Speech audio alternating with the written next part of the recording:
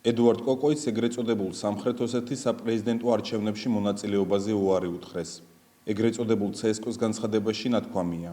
უარი ეთქვას კოკოიც რეგისტრაციაზე, რადგანაც ის საცხოვრებელი ადგილის მუდმივობის შესახებ დაწესებულ ცენზს არ აკმაყოფილებს.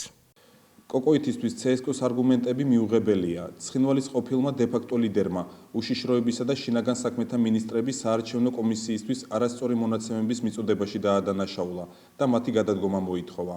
ცოტა მოგვიანებით კოკოითმა გამართა ბრიფინგი, სადაც ჟურნალისტებს ეგრეთ წოდებული პრეზიდენტის დანაშაულებრივი ქმედების დამადასტურებელი დოკუმენტები წარუდგინა. ცენტრალურმა საარჩევნო კომისიამ დისტანციიდან უნდა მოხსნას მოქმედი პრეზიდენტი თიბილოვი. არსებობს იმის დამადასტურებელი საბუთები, რომ მოქმედმა პრეზიდენტმა და ცენტრალურმა საარჩევნო კომისიამ კანონი დაარღვიეს. პრეზიდენტმა დაფარა და დეკლარაციაში არ მიუთითა ავტომობილის ფლობის შესახებ. ცენტრალურმა საარჩევნო კომისიამ კი ის მაინც დაუშვა არჩევნებზე. ეს არის საარჩევნო რბოლიდან მისი მოხსნის საფუძველი. მანამდე კოკოითი საყოველთაო შეკრების ჩატარების ინიციატივით გამოვიდა, რომელიც ცხინვალის დე-ფაქტო მერიამ არ დააკმაყოფილა.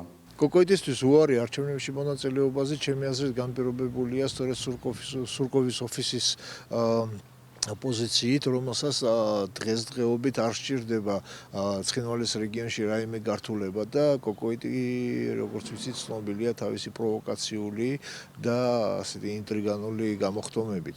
ამიტომ სურკოვი როცა ჩამოსული იყო ცხინვალში, მან პირდაპირ მიანიშნა, რომ არ სურს მის ოფისს ყოველ შემთხვევაში იხილოს კოკოითი და იხილოს ის, რაც იყო კოკოითის დროს.